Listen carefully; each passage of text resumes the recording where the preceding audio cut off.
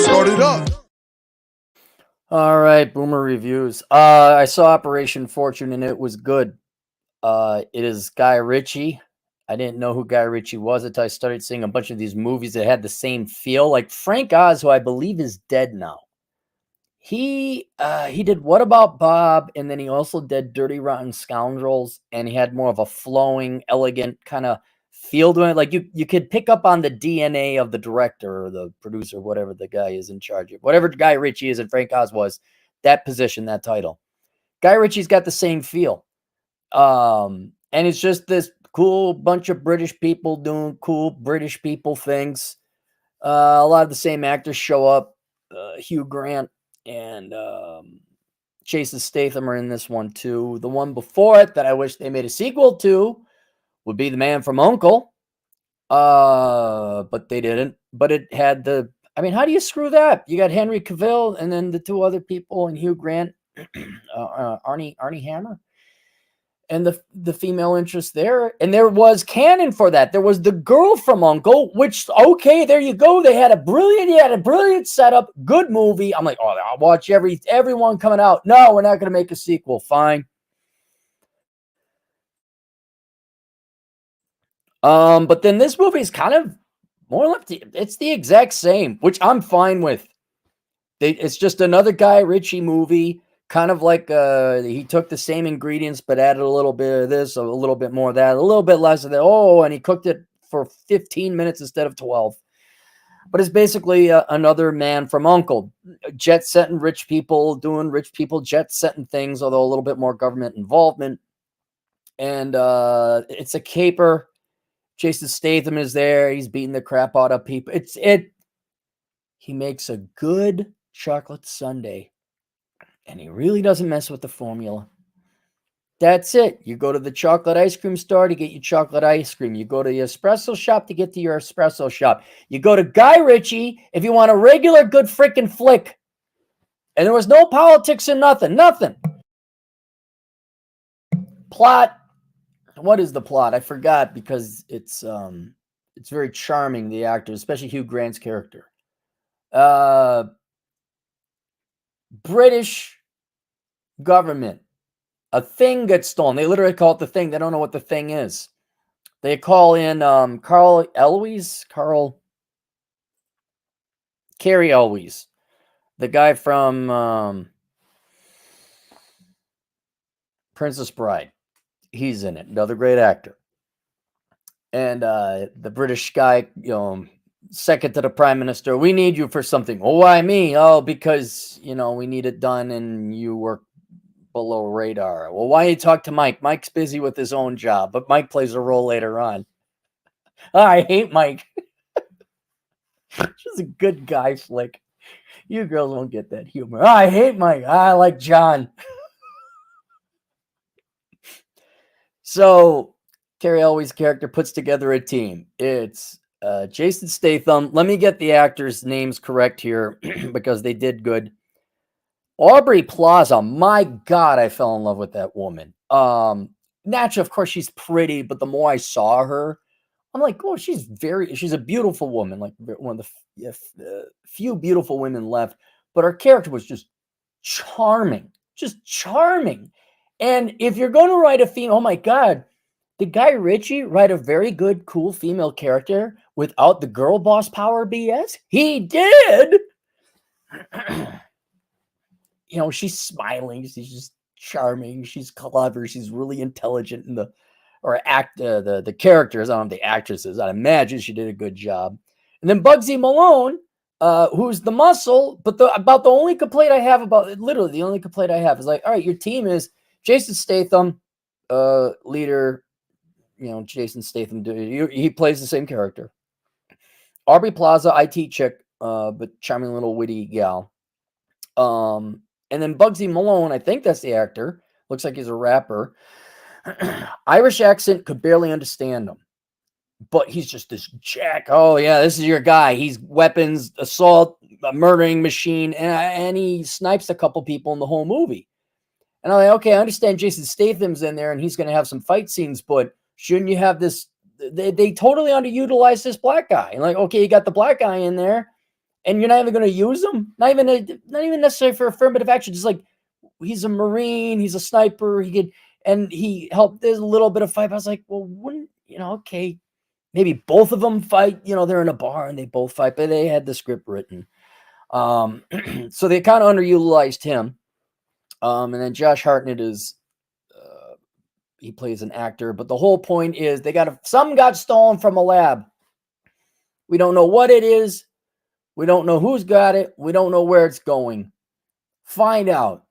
Team goes and finds out it's some kind of weapon. They don't know what it is. I'm not going to ruin the movie for you either. And it is currently in the possession of Hugh Grant's character, who is an arms dealer of some kind, and he's going to sell it for $10 billion. And they say, all right, he's a billionaire. He's got protection. How do we as a team even get close to this guy? And basically they kidnap Josh Hartnett's character because they know that Hugh Grant's character, his favorite actor is the character that Josh Hartnett is playing. I forget their character's names. But Hugh Grant, his favorite actor is Josh Hartnett. So the team kidnaps Josh Hartnett, blackmails him actually, and says, you're going to help us get buddy with Hugh Grant's character. And he does, and things happen, and there's plot switches and things like that. It's just nice, fun, enjoyable movie. So I won't ruin it for you. But was it as clever as Die Hard? No. Was it as clever as other whodunit internationals, Jason Bourne? No. And it didn't have to be, because it was fun. It was lighthearted. It wasn't outlandishly stupid. Everyone did a great job. It was a movie you could go and see and be entertained and enjoy. It wasn't, I would say, as clever or character driven as Bullet Train, but I think that's almost getting. It's no Tropic Thunder. I don't think anything will ever be a Tropic Thunder, but Bullet Train was a work of art in that regard. Guy Ritchie just made yet another good flick. And so if you want to see a good flick, I would say it's worth going to see in the movie theaters. Yes, you don't have to, but I'd say it's worth it. Just to see Aubrey Plaza. You're like, golly. I mean, maybe you guys won't agree, but look at you like, man, she is devastating. She's devastating. And you'd be entertained, fun, and then the ending. By the way, wait for the screens or the credits to roll. There's a funny little snippet at the end. But yeah, I strongly recommend it. At a scale of 1 to 10, we're going to do the objective versus modern day movies. It's like a 13 because Hollywood just completely sucks. We could film me pulling my pubes off my ballsack with tweezers, and that would be like an 8 for modern day movie going public.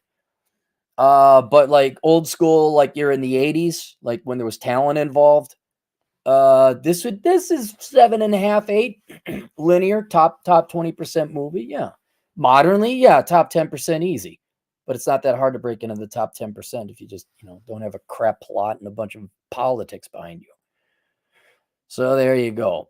Link below is a link to, what is it?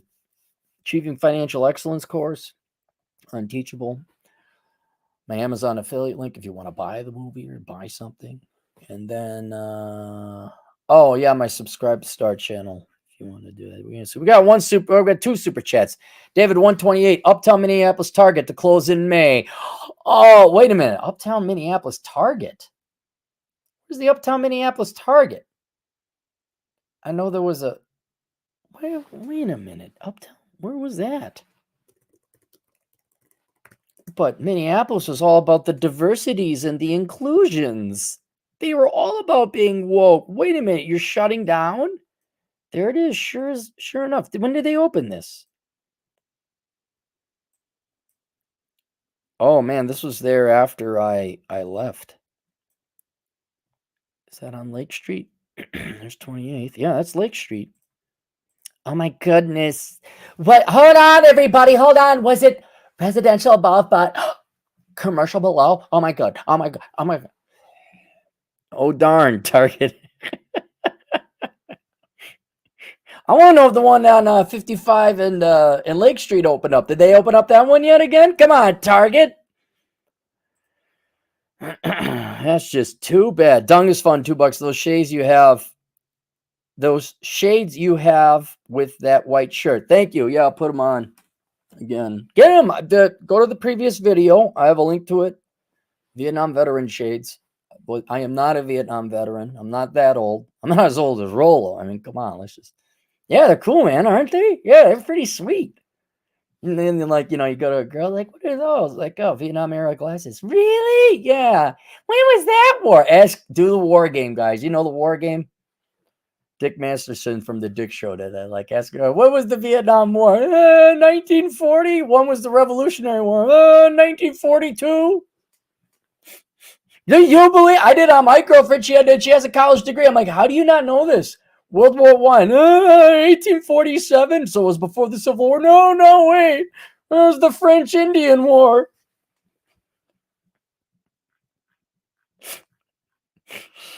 And by the way, if you ever do any hiking with girls, the first thing you gotta do is train them where north, south, east, and west is, and where the car is. Like, you tell me where north is. Where's the car? They have got to know, because if you die, they're gonna die too. They will not figure their way back to the car. The sun's going up. That must be south. Sorry, ladies. It's true. Don't argue with me. Wholesome. I can't see the reading. I have my glasses. Hello. Wholesome DJ Aftershock, $5. Laughing out loud. FDIC just shut down New York Signature Bank for the same reasons as SVB, and New York Stock Exchange stopped trading of 16 banks, including Charles Schwab. Charles Schwab. Really?